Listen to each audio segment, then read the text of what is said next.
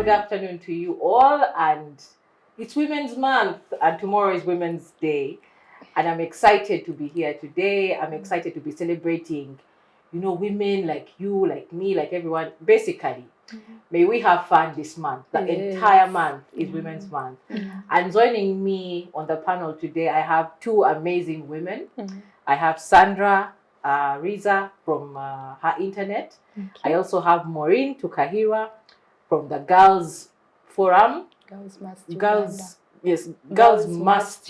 Yes. But I know Maurine from so many, like she wears so many hats. Yeah. The last time I saw you, you were doing amazing things in the hills of Kabale. And yes, Maurine is here today. And we're going to be discussing the theme for this year's Women's Day, and the theme is around digital technology. The theme is actually digital innovation and technology for gender equality. But before we get into that theme and we get into the digital and let me come to the panel and I'd like you to celebrate one woman, one random woman. I would like to celebrate Audre Lorde because of her way with words, yes, and the way she can completely capture all of our diverse experiences and realities and relate them to her own personal experiences. So her work always inspires me. Yes. Like, I don't know, it has always inspired my feminist journey. She for is sure. Powerful, very powerful. Very Yes, powerful. Maureen. I think I want to celebrate my mother. I want to celebrate my mother. She's out there. I know one day she'll be watching this. Yeah. She's in Kawale. She's a primary school teacher, grade 3. And I think all my life, she's one person I have been inspired by. The way she does her things, the early mornings, the commitment, basically, I'm writing a book and it's being inspired by her. Oh, that's lovely. Yes. That's lovely. And if we can contribute in any way, Please let even us in know. the writing, yes, we shall be happy. Yes. And for me, I celebrate a lady called Molly Wambi. She was hosted on a Civic Space show, I think on the Saturday show. And she's been leading women in the markets, the women we call the invisible laborers of Uganda, the ones who vend, the ones who are behind those stalls, And it's been quite a journey of just being recognized, by the way, by just the Kampala City Council Authority and very many other entities. And I celebrate Molly today because of the milestones and the journey that she's come through. And still in the same spirit of celebration, a woman in technology that you want to celebrate today. Yes. Oh, wow. I don't know, but I want to celebrate all the women whose work has been invisibilized in tech. So because the work has been invisibilized, we might not know some of them or the name just slips out of your head at that particular moment. But I want to talk about women, for example, those on whom Hidden Figures was based, the movie. The women who really did a lot of work with the IBM, and then white men just came and took the credit. So for me, it's really all the women who are doing a lot of work in the tech world, in the tech field, those who are behind the software we use, those who are in front of advocating for a great user experience and along that spectrum. So I celebrate all of them. Thank you. Do you have a second one? But we've already gone, we first said all. Then when you have said you've been taken more than 2. Okay, Maureen, before Maureen comes, mine. There's a lady, and you talk about the invisible, the way that they've been invisible in the contribution. And there's a lady called Irene Kitui. I first met her when she was working with Women in Technology Uganda, WITU. And I think now she's with Innovation Village. But for as long as I've known her, her struggle has been around women's access and women's ability to engage with technology. And so, Irene, wherever you are, I celebrate you. The second person I celebrate, and that will be a 2-in-1. This has become a celebration mode conversation. But there's a lady called Rosemary. She's a producer at NTV.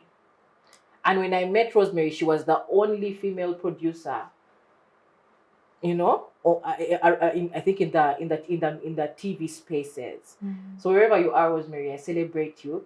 And then the person behind the camera I am looking into is also a woman. And so I celebrate the milestones that once upon a time all the gadgets were handled by men, and today there's a woman even on this show, handling the gadgets. And she's not the first one. There's quite a number of women who are behind the cameras and making this show possible. Maurine, your celebration points.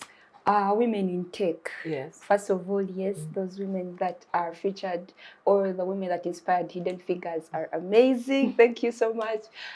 For me, I think I want to celebrate. Recently, I traveled with KQ, and in their magazine, they had featured a young woman. She's called Maurine Okomo. And they were, they had profiled her like she's one of the first licensed aeronautic space engineers and all that. I read about her and what she has managed to do. I think I was inspired. I know I didn't do that kind of education, but I knew there is a woman I'm proud to know and maybe have read about. Yes. Thank you very much, Maureen. And so to dive into the conversation, and may we continue to celebrate. And actually in the comment section, if you're on Twitter, just celebrate those women broadly, in our diversity. Which woman would you like to celebrate? But also when it comes to technology, which women should we celebrate? Because all of us struggle. In fact, if we asked you to name like 5 women in tech, you would struggle. So let us write them down and let us make them known to the world. But coming to the conversation around DigitALL, the theme for this year is heavily linked to the 67th theme of CSW, which is happening. And it's all about access around technology, but also looking at innovation and technological change in education for achieving gender equality and empowerment of all women and girls. Okay, and so today as we celebrate women in the digital space, I'd like to bring the first question to my panel and say, what one thing can we celebrate in this month of women in as far as technology and women goes in Uganda? Globally, there are lots of things to grab. In Uganda, what can we celebrate? Along technology. Off the top of my head, I think we need to celebrate women's access to mobile money platforms. Yes. I don't think we know how much women's businesses, women entrepreneurs, generally money gets moved using mobile money platforms. And I think for me, just accessing the mobile money platform and us knowing that is an accessible platform to use, but also a secure way of moving money, I know has helped several women. Up and including the women that we've been talking about and celebrating, for example, the KCCA workers, women who are doing vending work in markets, women who are serving us our lunch at work, right? Women who are just doing all the amazing things, women who are working in the president's office, for example, and maybe they need to move mobile money to health budgets. Probably. Okay. But for me, I celebrate the access to mobile money platforms because it has completely revolutionized how women are independent with their own finances, but also how they can make more money and eventually make their lives better. Okay, thank you very much, Sandra. Maurine, what do you celebrate around milestones in Uganda? This year. Yes. This year, we are celebrating inclusion. We are celebrating inclusion. Why? Traditionally, if we had to go back to where we came from, even just a woman, holding or owning a mobile phone, that was like a challenge because of very many reasons that we don't want to unpack right now. So I think we are now, this is the 4th internet revolution, and we see a lot that has been done in regards to digital rights, which includes, access. Women now, you're able to go out there and purchase your own phone in your names. Way back, either your husband would buy the phone for you in his name, buy for you airtime. If he's not buying airtime, you don't have airtime and all that. So now that you can, own this, you can own your own laptop, you can own your own, mobile phone and all that. For me, that is a plus for us. And also, I think, basic technology right now, especially for women in the rural areas. I know we are not doing much already. We're not doing that much, but something has been done to ensure that rural women are included in the existing programs that are there to promote all forms of digital technology, safety, digital economies. Yes. So I think for us, there's a lot we need to celebrate, even the small wins. Because today I was watching someone's status and they had put that those small wins you look at right now, they're the big wins you're going to notice in the future. So for me, all those small wins that we are working on, the young women that are in tech, young women that are promoting digital safety, women that, their names are not at the forefront, but backward, in the back, they're doing a lot. I think for me, that is so much I have to celebrate. Innovation and digital technology for women with disabilities is still lacking because, because we are really discussing inclusion and much as we are talking about women, maybe in rural areas, we also have to look at the young women or women living with disabilities. For me now that we need to discuss more and find better ways on how to make it inclusive even for the young people that are living with disabilities. When it comes to, let me see. Yeah, I think for now, that's what we've managed to do. And we need to really celebrate as young women that are in tech. We shall get there. Aerospace, I don't know, engineering and all that. We shall get there. But for me, I always tell the people that before we discuss coding, before we tell people that young girls from villages can't code, have we taken on the mantle to even go find them where they are? Or it's a mindset. There are myths and misconceptions that these girls, just because they lack electricity, just because they don't have clean water, and by the way, just because the roads are poor and you can't go there with your fancy cars, that doesn't mean those girls cannot code. It doesn't mean that. First, go there. Recently, we were having a discussion, the difference between awareness creation and training these girls to code. First of all, create awareness. Let me, as I'm coming from fetching water somewhere in a long distance, let me know how, or let me know it's possible for me to even be in this space before you judge me, before you think because I don't have electricity, I don't have phones, I don't have laptops, I can't code. First, create awareness on these programs, and then we shall judge later. Yes. Thank you very much, Maurine. Yes, to add on to when Maurine was talking, so we've talked about access, getting to use technology, getting to actually see and have and own technology. I think I want to bring another angle of celebrating that once people have accessed technology and are online, I think it's really, really great the innovation happening in online spaces, the conversations happening in online spaces. I love that, I know it's a global trend, but I also want to highlight the fact that Ugandans, women, young people especially, queer people, women with disabilities have taken up online spaces as business ventures to talk about the work that we do, for example.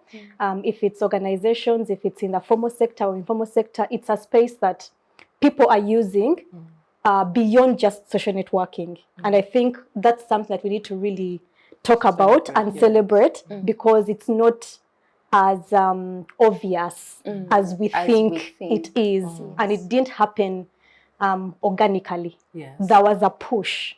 And I think when the COVID pandemic hit, that's when many of us realized, oh, look, I can actually have something online without necessarily having a physical location. So whether you're doing makeup, whether you're doing salon services, whether you're selling clothes, whether you're selling tea snacks, whether you have a business that does catering, event decor, I think it's important to highlight the fact that that celebration, that motion, that change has happened, and women are really taking up that opportunity.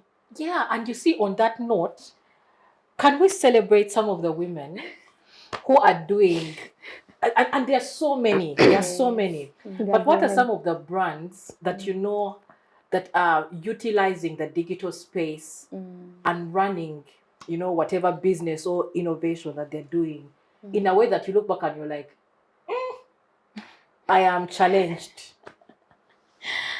I don't know where I have and to it go could be on first, Instagram, it could be on Twitter, it could be on Facebook. And it doesn't even have to be an NGO, because there are people who are doing, there are women who are running their businesses and are doing content creation and are changing lives out there. Yes. Off the top of my head. Off the top of your head. I think Angela Namobiro, who recently won the People's Choice Awards for TikTok, is a great example of how we can just use social media platforms to do work beyond social networking. Yes. She's a young girl. She does content around being in the African setting, you know, back to our roots. She has big natural hair. She puts on bright colors. So her content is really lively. It's like fun. It's a different perspective on life in Uganda, life in Africa generally. And here she is having thousands of subscribers, winning international awards, rubbing shoulders with the A-listers of this world. So for me, I didn't know about her until she won the People's Choice Awards. And then you're like... And I was like, wait, she's Ugandan, she's a young girl, and she's doing such amazing content on TikTok. And I know TikTok is problematic for very many reasons. But we celebrate Angela. Yes, thank you very much. Yes. I want to celebrate the team that is behind Mukazipreneur. It's not one person. I think there are many young women that have come together to, you know, utilize this space economically, you know, because most times when we are talking about using these platforms, you're on Facebook, you're on Twitter, you're on Instagram, at the end of the day, they will ask you, okay, how much are you earning? Because that is what we are, you know, looking forward to. Yes. How can we sustain ourselves off this space? So that's one, you know, innovation that I think is, you know, bringing young women together and promoting their digital economies. And I think even our organizations that are doing lots of communication, digital communication. There is a program called Tala. It's by Defenders, but I know the faces. These are programs that are built by young women for young women. There is another called Safe Sisters. It is a program that is built for young women by young women. So most times the communication, the digital economies that we are promoting, for me, I will celebrate all that. At the end of the day, it's a process for us to get there. And I also respect people who use TikTok a lot. I haven't managed to utilize TikTok at all. In COVID, I tried. And then so I would tell my sister, you know, we're going to do these videos, and then I wouldn't upload them there. And I think that was the moment I could have utilized it. So right now I think, am I too old to use it? I don't know why, but I respect those young people that have managed to promote advocacy online using TikTok, HIV programs, awareness on HIV, and also programs that are, you know, promoting culture, our culture, where we come from, food, people. There's so many foodies.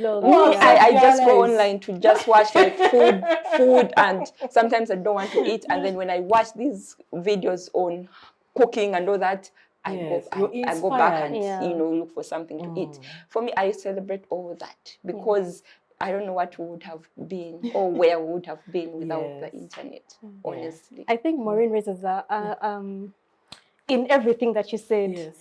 What I picked out, the underlying thing is that we are not recognizing, not just the three of us and everyone else in the room, for using online spaces to amplify their business or whatever.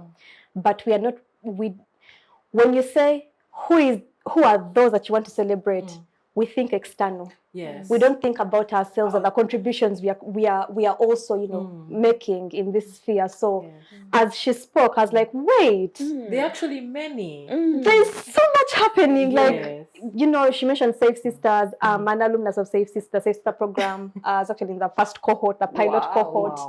And look at where I have come since being part of the Safe Sister Fellowship. So just kind of that introspection that we usually think about external. We rarely think about Isabella has done A, B, C, D. Sandra has done A, B, C, D. Maurine has done, Yes, thank you very much. And also, you talk about safety, and it brings me to a point, and the theme. But I believe we are still on the theme. But it brings me to the to the issue of digital security. You know, and I know that we've had a previous conversation where we hosted you, Maurine, on this same show, and we're talking about safety, online safety, and things like that. And maybe today, can we celebrate? Again, it's celebration, really. Yes. I think there are going to be so many people going to be discussing policy and you know and the environment and what. But can we take a moment to celebrate women who have put their necks and hands and legs out to defend the safety of fellow women on the various digital platforms? I mean, I want to say her internet. I know. I don't want to be biased. You don't want to be biased. Please be biased. So that if no one is blowing your trumpet, the thing is, her internet is not only about you. And it's not even about blowing our trumpet, really. Yes. But for me, I love the work that we do at her internet. I love that we come at technology from a human perspective, not from the IT software coding perspective, which are also important. But like you've kept pointing out, Maurine, it's important that before we start talking about let's get more women coding, let's get more apps made by women, let's talk about the immediate issue of access and then safety, because access is just hurdle one. Once online, the internet sphere is a very, very troublesome place for women, for marginalized communities, for anyone who is at the margins of society or who is considered less than, you know. And so I love that her internet does a lot of knowledge production, especially online, you know. There is a team, there's a communications team that goes every day looking for this information. Is there a new WhatsApp feature that we haven't heard about? Is there a new Twitter hidden feature that is spying that we don't know about in our spaces? You know, those things. Is there a platform that we can all use? Maybe Zoom is out, is phasing out, and there's another platform. So I love that we do a lot of knowledge production around that, but also our work around advocating against online violence has been intense but also immense, and the impact that the feedback that we keep hearing is that we need more of this. We need women who actually understand what it means to be online and face a particular harm, because you know also online harms are very passive aggressive in very many cases. So you're left thinking, was that mean? Or is it meant to be a joke, right? So I celebrate the work that her internet does. We've been doing this work for 4 years, and I must say we haven't even touched the the thing that we need to do. Okay, thank you very much, Maurine. Now for us, Bella, at Girls Must Uganda, we've come up because and before I even talk about what I want to talk about, let's go back to feminism. Let us really talk about it in this space. So a few years ago, I am introduced to this whole new world of young women, strong women. But I don't know how exactly I fit in until I got to understand the space. One, own your knowledge. Create the knowledge and own it. That is one thing feminism has taught me, and I can speak boldly about. Because most times we are innovators. We create, and then afterwards we remove our names, our brands on it, and we just let it hang. And I think that's one of the things why maybe we are misunderstood online. Creating knowledge and ownership. That's one thing I learned. Now, to link it to what I wanted to introduce to at Girls Must Uganda, we have created something, a term we are calling the Human Firewall. You know what the firewall does? It's there to protect you. It's like there to bar you from, you know, any threats that are coming to your software, to your computer, to your mobile phone. So you kind of create something whereby if some threat is coming, you're alerted immediately, or itself, it's built to stop that from happening. So instead of now thinking it in that way, first we, thought about, okay, practically, how can we actually create this? How can we protect girls online? Because they would ask you, okay, these programs are good, but then how? So we came up with something we are calling the Human Firewall, whereby, Bella got my back. Whereby, her internet got my back, whereby, if I posted something, I am safe. Social capital. That's the language. Social capital, human capital. There's a lot they will call it. But now in this language, we are calling it the human firewall. So at the end of the day, we know there is Patricia somewhere, there is a surveyor somewhere. And it's working especially for the young journalists. Okay, if I post this, I might get backlash. So what? Because maybe it is the truth. So you go ahead and do your job knowing I have a lot of protection. Even if I'm attacked, I am protected by my fellow people. The other antivirus somewhere won't be able to help you, but somewhere we human beings can actually protect ourselves on the internet, and we are calling it the human firewall. Wow, that's beautiful. And thank you for that innovation. So, but you see, you still didn't answer my question. Did you? Maybe you did. I did. But is Celebration. Okay, yes, it is. Yes, Celebration. Yes, Sandra. Yes. But aside from us, as organizations, if we are to really celebrate other, innovations out there, we already have talked about them. The programs that are being built by young women for young women. We already mentioned some that we know, and we are calling out you, whoever is watching this, share, celebrate, because there are not many. Or maybe we are unaware that they're existing. Celebrate these young women, celebrate them, share flowers, do whatever, because the work they're doing is amazing. They might be not here right now, but I think they are doing amazing. And I don't even think they know how amazing the work is. No, it is. I don't think they know how. Just like I don't know that you know how amazing your work is. When you go back to the community, the way this knowledge is being interpreted, even in other countries, Kenya has these programs. Let's talk about Africa as a whole. Well, some countries, there's still that digital divide. It's true, it's there, that those regions that still lack, they don't access internet the right way. They're restricted even way beyond our understanding. Governments are on their throats. They want to know what everyone is doing, and hence they are restricting them. But there are those programs out there. Share wherever country you are. Share these programs. We need to create awareness. Opportunities, so that more young women, even those that are in far communities, can be able to know, what, I can actually do this. We can do that. We talk about curriculum, it's something we've always talked about, education and all that, but I don't think we should get tired of talking about how we can integrate these programs in our curriculum. If government managed to introduce computer learning, as a subsidiary, they can do more. They can, expand these programs. Or by the time you finish your secondary level, even before you join secondary, in primary, access these amazing opportunities, and you come up knowing that I know actually I'm headed somewhere. I have a vision, and this is what I can do. Just like they're doing for English, literature, science, SST. So we cannot get tired, much as sometimes we talk and nothing is done.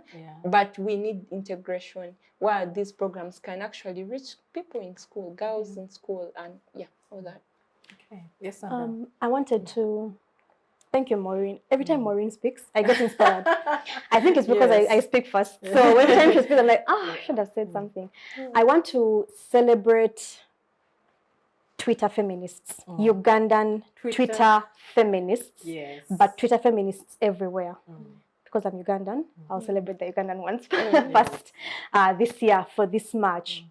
So a few years ago, I think maybe 7, 8 years ago, there was a group of Twitter feminists, young Twitter feminists, and I don't know if they're comfortable with their names being shared. So I just won't, because some of them have left Twitter. Some of them are not as active as they used to be because of the backlash they faced. Yes.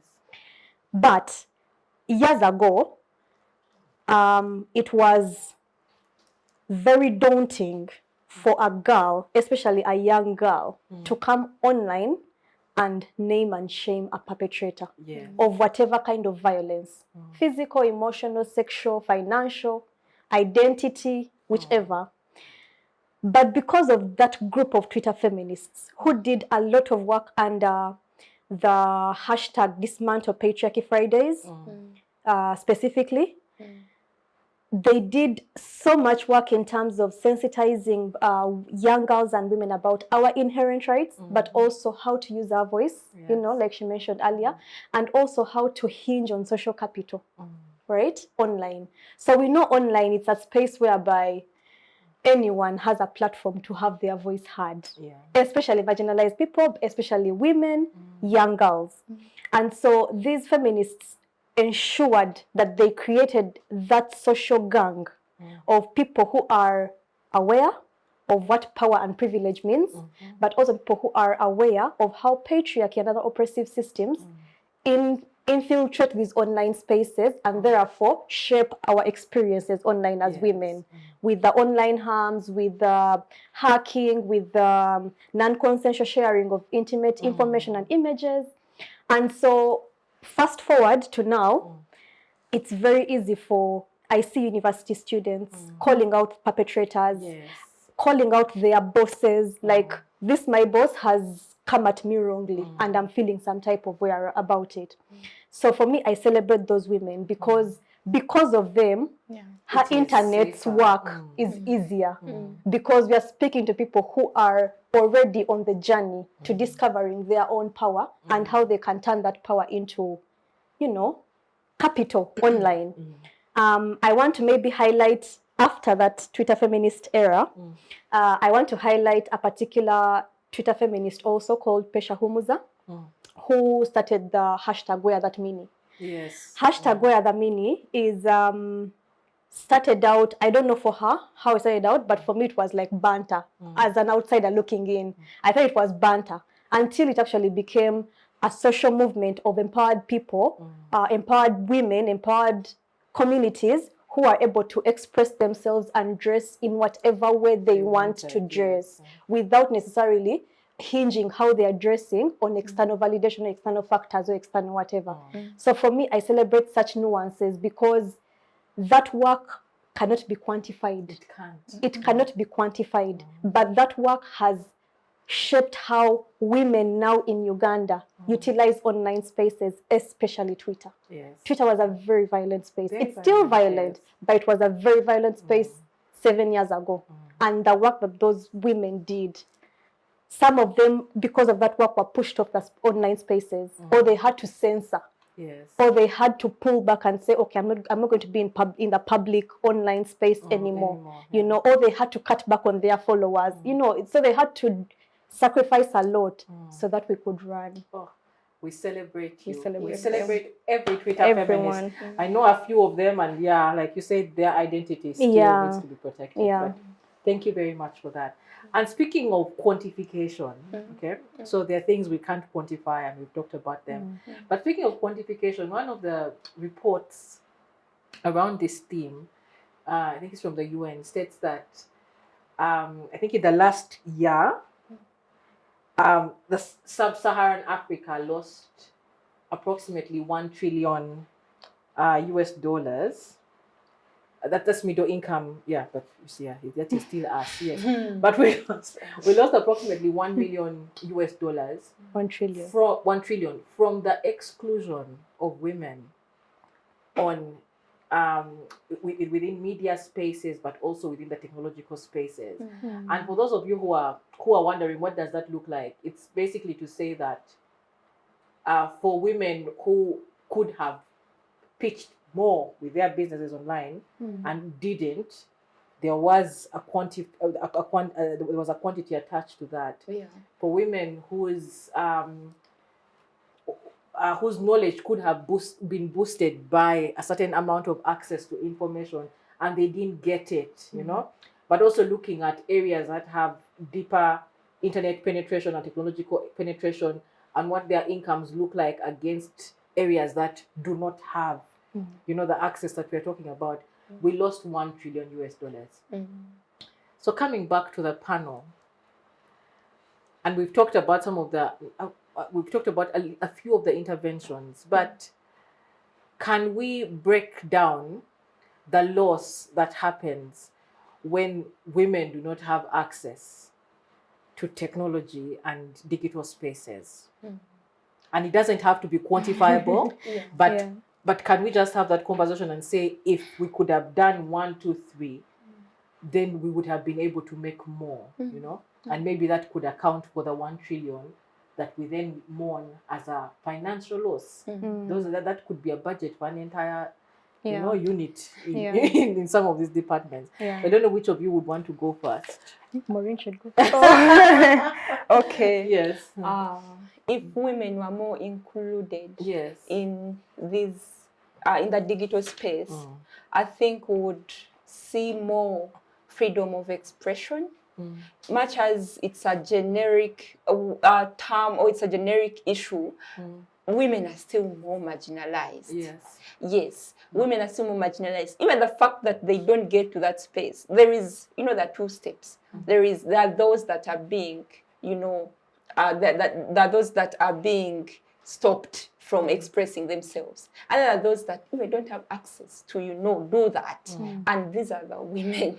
These are us, the girls and women, especially girls and women from rural communities. So I think we would see more freedom of expression. If women and girls were more included in the digital space, we would see a lot of work done on intellectual property. Because I think that that's actually one area in regards to the digital rights that we need to talk about more. It's a program. I love to call it a program, that an intervention that governments put out there. But who is utilizing this? No, sometimes we are unaware even how to start. Okay, as a right, intellectual property, what does that mean? You know, people would think, okay, you know, maybe I need to go online and buy land. I heard actually that, with the new AI, people buy, you know, you can go on the internet and buy like a plot. Like they're selling these things, like you buy space. And they're legit. Ask Elon Musk.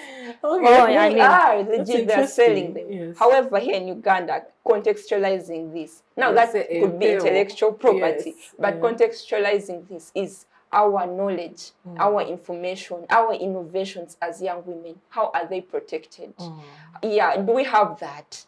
You know, so I think if there were more included in the digital space, even government, it would be a bonus even for government, the government intervention on, you know, intellectual property to, you know, be implemented. And, you know, if we are to quantify, it could be a huge contribution. Yes. Okay, thank you very much. Yes, Sandra.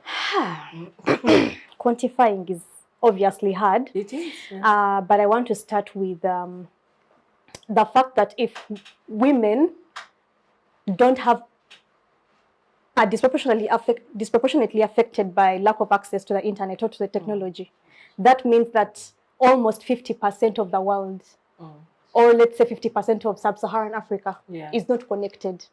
That's obviously already 50% less earnings, because as we know, everything now is hinged online. For example, the 3 of I've not met Maurine before, but I've seen her on Civic Space TV.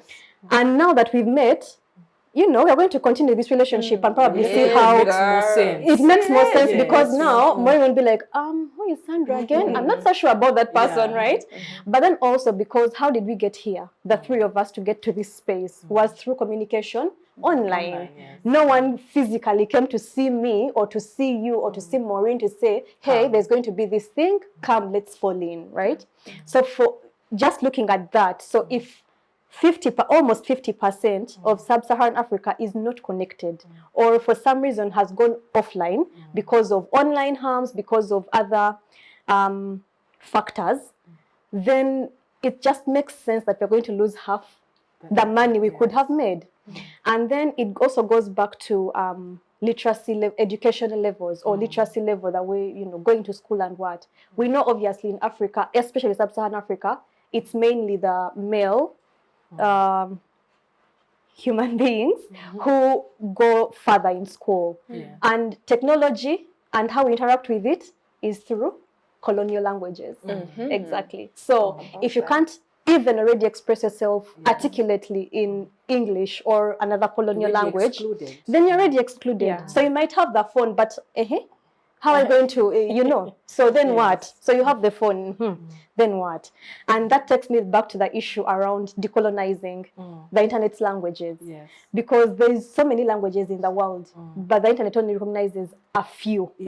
And when that figure goes to sub-Saharan Africa, I don't know any sub-Saharan African language that is mainstream in technology. Is any of your languages mainstream? Exactly, here in Uganda? Yeah, even in the declaration that we did in regards to the proceedings to the main CSW 67, like language was talked about very much. As of, like, we reached a point because we are not only the countries that are speaking English. No, there are other countries that don't actually speak English. But when it came to, presenting, it was written in English. And then one asked, okay, now how about us who speak French? They will, for them, they'll have to now come and interpret the main document. So you find that they're seen as a secondary, like English is the primary language of most of the countries here in Africa. And we talked about it very much strongly in the Lilongwe Declaration on how we needed to decolonize the language, or even much as we can speak a lot. For me, I always find myself pictures even speak way better. So the language can be in many forms. It can be infographics, it can be voicing, but at the end of the day, we need to find a way of including all the African countries in this digital space, not only just us talking policy and assuming that everyone else is catered for. And I think languages also include sign language, or language that is inclusive of people with disability, because again, access to technology is in different forms. It could be access in terms of resources to buy airtime or data. It could be access in terms of having a physical phone, smart or otherwise. It could be access in terms of language. And that language is often discriminatory for people who are living with disabilities, because whereas those of us who are able to see can read the text, or those of us who are able to hear can listen in.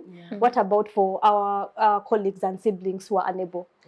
So that just goes back to my earlier submission around, that is how those are some of the examples that might kind of justify the loss of $1 trillion in just 1 year and in just one region, sub-Saharan Africa. Okay, thank you very much. So we're going to look at, we're going to go into the opportunities, that the digital revolution provides around addressing the various inequalities that we face, because we know that the digital space is only an extension.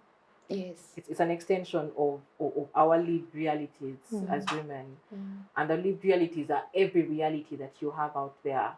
The reality of physical violence, the reality of emotional violence, all those realities, okay? And so I'd like you to comment on how we could accelerate, especially as women who are listening in, like, how do we then become allies in this digital revolution movement so that we are able to close or to reduce the inequality gaps? Okay. Okay, I'll go. Yes. So I think this question needs to be tackled at a bigger level, not only looking at which region or what. Oh, it's actually quite big, because the movement is big. Even that the revolution is bigger than our individual selves, bigger than our countries. It's yes. Yeah. So the opportunity I see is, one, strengthening a network. Strengthening a network of, as in, I'm here in Uganda, I know of another, strong advocate in digital spaces from Malawi. I know another person in North Africa. I think we need to build, actually, not even, because I don't think there is one. We need to build a network. And that is an opportunity for us to keep connected, for us to sustainably support each other as women that are in the digital space. I think that is one opportunity that we need to look at and see how best, I don't know if CSOs can do that, or if we need the multilateral, bilateral approaches. I don't know, but that's one thing. We need a network. It's not yet existent. The existing networks are region-based and all that, and we have seen a lot of exclusions when it comes to, having us have one voice. For example, having us, get to, our platforms where we can interact with governments and all that. So we need a network that would, bring that. Yes. It's one opportunity I think we need to follow up on and see how best we can keep. The good thing is that the two of you are speaking to each other, and I think you're the perfect place to start this conversation. Another one. Yes, Maurine. Campaigns. Yes. Campaign building is also a huge opportunity for us. Like you're saying, the internet is a mirror of, it's like a mirrored version of our living. So for us, when we are talking to young girls, we actually tell them, okay, we know you come from village ABC, but look at the internet as your village. You have a neighbor. We have her internet. She's neighboring Girls West Uganda. We have Bella neighboring Momo on the internet. You're my neighbor. Physically, we are not neighbors. Digitally, we are neighbors. It has made that easy. So campaign building, if there is a challenge, online GBV, it's a campaign that could help us create awareness. It's a campaign that could help us understand what Bella in South Africa is going through and what Maurine here in Uganda is going through. It's a campaign that would help us bring voices together and speak strongly against it. It's a campaign that would bring, what can we do next after knowing that online GBV is a huge problem and it's affecting women all over. It's not only in one village, but in the whole digital space. So what can we do? So I think those two, there are really huge opportunities we need to leverage on. We need support in building campaigns. When you're on the internet there, much as most people just go there to, share their own personal information. But when there is a campaign running, try to understand. You can follow it and understand what is going on. For me, I look at it as an opportunity, because tomorrow, it will be happening to you, like you always say. When it's not happening to you, you cannot know until it happens to you. But we need to move from that shift, and we know we can actually help each other out. You're in USA, I'm in Uganda, you're in Canada, you're in Malawi. We can all support each other on the internet. We are neighbors on the internet. Yes, we're neighbors. I think that's powerful. We are neighbors on the internet. Yeah, I'd not thought about it that way. It's such Thank a you, powerful Maurine. It should have been that theme. Anyway. Yes, Sandra. The theme of International Women's Day. Yes. So opportunities on the internet, there are many. And I want to first start out by saying that everyone can do something, and everyone who is already doing something should just continue doing the amazing things they're doing to forward this to the next person who probably needs the support. What do I mean? There is those of us who are focused on digital security, for example. And that's the angle at which we're tackling digital innovation and technological advancement. There's other people who are doing advocacy against online violence and all forms of online harms. They're also doing their part. There's people who are doing policy lobbying and policy, lobbying policymakers and just doing policy reform work and what. So that we have a great Computer Misuse Amended Act, as opposed to just it being political, right? So there's people who are doing different things. There's people who are engaging with Elon Musk and Bill Gates and, the people who are doing land. exactly. So there's people who are engaging with AI. There's people who are engaging with chatbots. So, all of us, basically what I'm saying is that everyone who has a hand somewhere in this journey of upward support for everyone, especially for women and queer people and other marginalized communities, should just continue doing what they are doing, because that small step, that big step, that very many days sprint or just a 1 hour sprint actually takes us further in terms of digital innovation and just closing that gender digital gap. That said, I think we also need to recognize that the internet wasn't made for us. People who look like us, it wasn't made for us. However, we are online. So now that we are online, how can we utilize this space, right? How can we utilize this space? It doesn't have to be her internet speaking out against someone whose intimate information has leaked. No, it could be Sandra as an individual who says, listen guys, the enough is enough. Like me, this is my stand. I'm saying I'm talking against this vice, and it should just stop. So anyone can literally be a sister's keeper, right? That's what I'm saying. And we're each other's neighbors, like Maurine has been saying. So everyone can do something. Let's organize, let's mobilize, let's use these online platforms because we're already there. We are there, so let's use our voices. We may as well stay there and be fruitful. Exactly. And we are there. We're already there, so we might as well just stay there. I mean, we share the same internet space with Elon Musk. We share the same internet space with powers that be, who can listen to our issues, because that's the beauty about being online. It deconstructs organization of power, bureaucracy, or you have to go through so and so and so to reach this office. No, I can just at you. And that's it. Like I'll just at you, at Isabella, this is not working for me, or this is working, so keep doing amazing things. So let's just use the internet because we're already here, and we can't continue to allow to be pushed out of spaces. That's true. To be honest, I refuse that to happen, because then who is going to stay and speak for us if all of us have run away? And I know it's very hard. It's very hard to actually even use your own personal page to speak out for someone who is facing violation, or for someone who is facing some sort of injustice in the current political social sphere that we are in. But you see, we need to do it because we're already existing. Meaning, when you scroll past that thing, that injustice, you're one of the many who are also. But you're also aiding it. Exactly. When you share someone's tape or someone's nudes, you're aiding. In fact, they should be arrested for aiding and abetting. You just remind me recently on one of our old like alumni, my old school alumni group. Someone posted results, and so they posted an analysis of the results and then posted the names of the students plus what they got. And then I said, have you ever heard of privacy? And a lot of people who are women like us, because I went to an all-girls school, it had not occurred to them that was a breach. Because it never happened to us when honestly, we hadn't gotten to that point where when we were sitting for exams, when we were doing, it hadn't gotten to that point where someone can actually share your results. It was an entire Excel sheet. And I said, how do you think the person who had the lowest points is going to feel? And probably they have relatives in the group or parents or, But now for me, I have a question. Government has this program on data protection.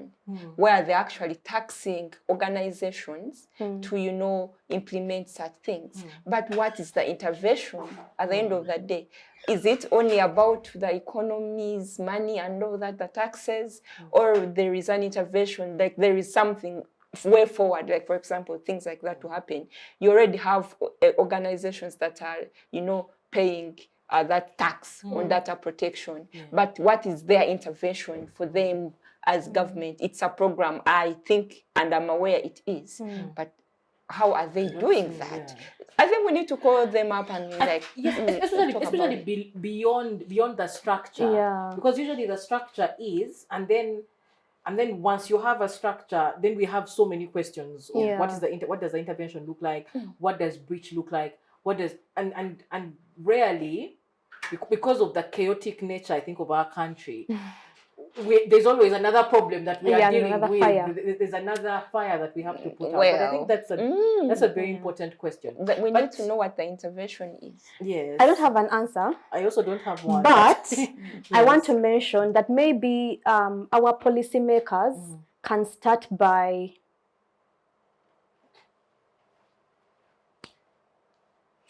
looking for awareness around the fact that there is no more binary between offline and online. Online, yes. Like, I don't know, but we don't realize that there's actually no blur now anymore. The lines are blurred between offline and online. Because you see, I know you online, but I also know you offline. Yes. Like, if you're violent to me offline, you're going to be violent to me online. Yes. It's as simple as that. If you're violent to me online, you're going to be violent. So, you know, and I think that policymakers, because we are the government, policymakers need to also need to understand that the laws alone, if they are not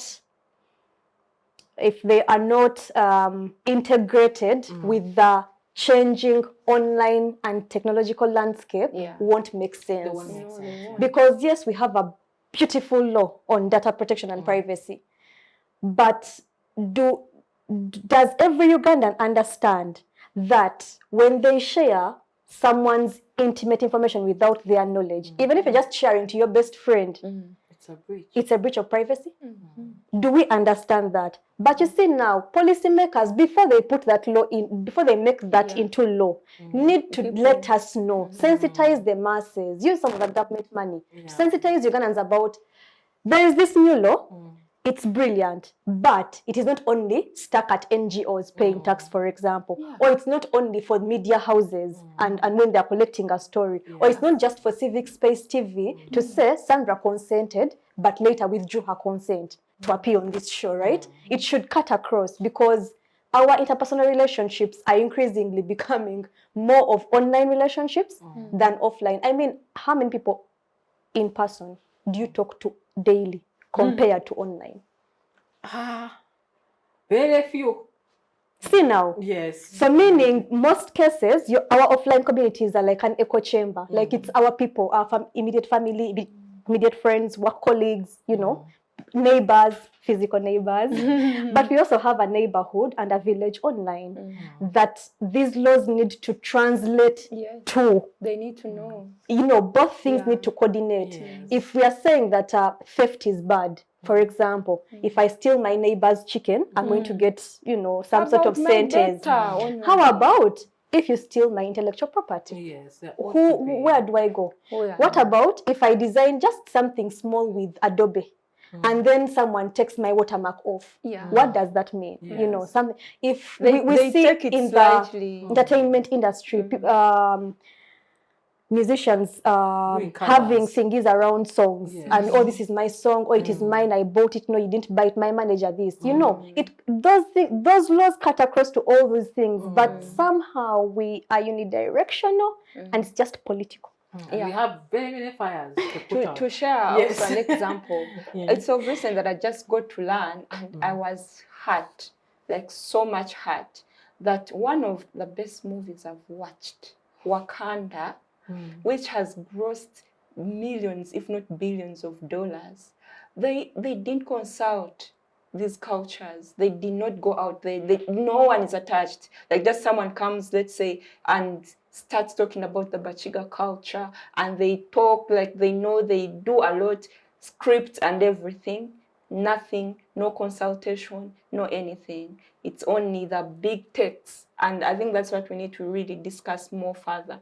Much as we are not wanted on the internet, it is our space for us. We've already started. So the movie is also hinged on us, really. So in a way, they didn't consult these South African cultures that they are depicting on TV, and people that are earning money, hard money, is the big techs that, you know, have cameras filmed and, you know, put out, I don't know, look for actresses and actors and all that. And then the indigenous people have not benefited. That is also a big problem. How do we hold these companies accountable as we are looking at especially the especially since gap. with tech and the internet, this content, for example, Wakanda, is going to be there forever. Yes. And remember, it's not even going to remain in its original format. There is licenses to format it, modify it, upgrade it, downgrade it, whatever. But our cultures are not Eurocentric. Our cultures are based here. And so the fact that there is that distinction that I was talking about earlier around there is no more bloodlines between online and offline. Like what you're depicting Wakanda as a Malawian culture is what people will think is the Malawi culture. Yes. And if you didn't consult, exactly, if you're misrepresenting, then how many billions of people in the world potentially are exposed to this misinformation? For example, right? More people who have watched Wakanda than visited South Africa, and they don't even know that Africa is not it's not just one country. Yeah, we assume Wakanda is a country. It's a meme. One talking to an African saying, but I have a friend, the guy was Ugandan, but I have a friend called, let's say, David in Kenya. Do you know? I mean, you know. Please, let's be guided. Right? Oh my God. I'm like, okay. And this, and a similar example, although it's for a white woman, is a friend brought it to my attention recently, is the voice behind Siri. With all iOS devices. Siri, the voice behind Siri, the woman, the owner of the voice behind Siri, worked for a startup tech company. I don't know, over in the what years, dozens. They voice recorded to test, I don't know, something that they were testing. And then it was like a small company. There was no payment for that. It was her job. Yes. She did the job. That was it. And now she's years later, Apple acquired that company. And that is how Apple utilized that company's Siri feature. Apple has never compensated this woman, by the way. Their contract ended. They've never compensated her. But you see now, her voice is in millions of gadgets. Everyone's home. Yeah. We all know how Siri sounds like, but none of us know how she looks like. No. And Siri is not just AI. It's based on someone real. But then this is someone who has not been compensated for her contribution to Apple's success, right? And we can't say Apple has not been successful because Siri is, Siri, turn off the light. Siri, play me this music. Siri, bring me the food. Siri has made our life so easy. And maybe I'll come to the last question in this conversation. And that's around the fact that unpaid care work is a real thing, you know, and because of unpaid care work, the inequality gap remains. And when we redistribute care work, when we put funding into it, then we are freeing up much needed time for women to be able to change the world. Okay, and so on this panel as we close. What is that technological or social media or whatever, you know, within the digital space that you're thankful for because it freed up your time as a woman? It freed up your time as a woman. You can start with lighting of cigarettes, but anyway, yeah. And now you light the cigarette, then you come back and it has died. Then you start afresh, like. Okay. But so within the digital era, what is that gadget or what is that intervention? Even with and it could be local or global, but what is that intervention that you say if it wasn't for this intervention, there's a lot of my time that would have gone in this direction. Okay. In the field of care work and the care economy. Yes. But sometimes I feel offended that it's the women that need to talk about care work, domestic care work, just because we're the ones who always do that. It's a construct domestic and it's work. A context. But fine. Yes. Yeah. Looking at me, though I know even if I had all the free time, I am not going to do that domestic work. Yes. Domestic work, I'll make a contribution. So I think one of the interventions that we need to really appreciate, starting, which was maybe as a result of COVID-19, it's the creation of like virtual office space. Yes, yeah. Ladies, women, humans, I think that's one thing we need to appreciate. Now that even agencies took it up, UN agencies took it up, you know, foreign agencies, embassies, everyone got to understand that you don't have to hold someone at work from from 8:30 to 5 p.m. Yes. You don't have to do that for them to deliver or to create the impact you want. Yes. And they took it up quickly. They even created awareness. They promoted it. For me, I think it's one thing I am so grateful for. And it is changing a lot of young women's lives. Women don't have to be worried. I'm leaving my child home. The whole day I want to look at my baby.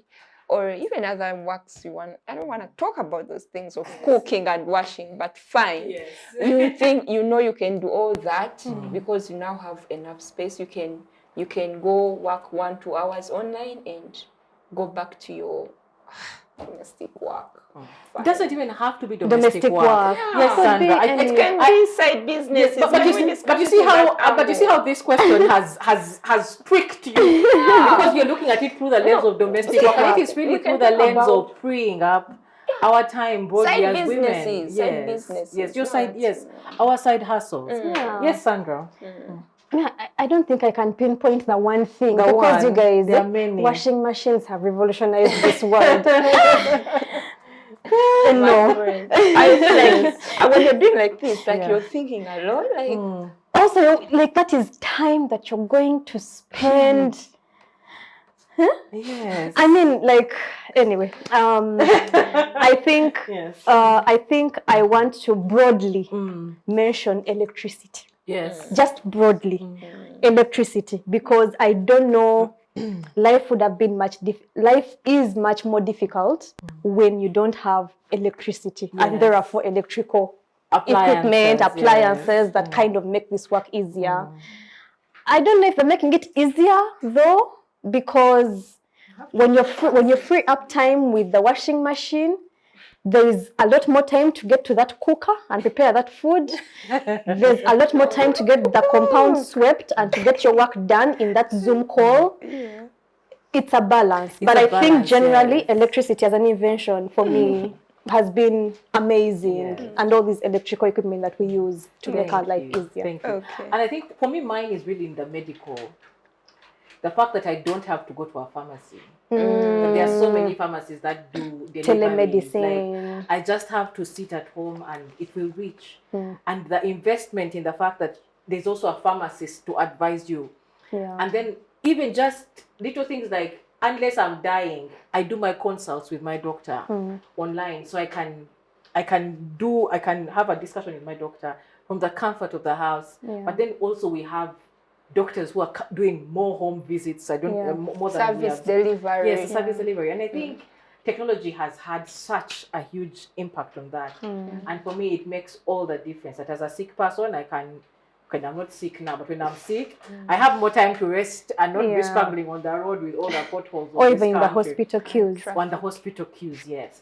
So women out there, from us to you, a happy Women's Month. Yes. And since tomorrow is Women's Day, a happy Women's Day. Share with us your celebrations on the comment section. Tag a woman that you celebrate and tell her, let's not wait for people to die. To send them flowers. To tell them that they were great and they were amazing. So celebrate as many women as possible and use the platforms that at your disposal. Use your WhatsApp status to celebrate women.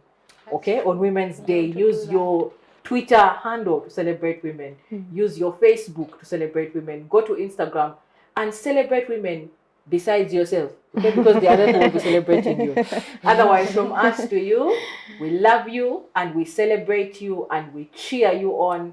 And let's go break a couple more ceilings. Thank you very much.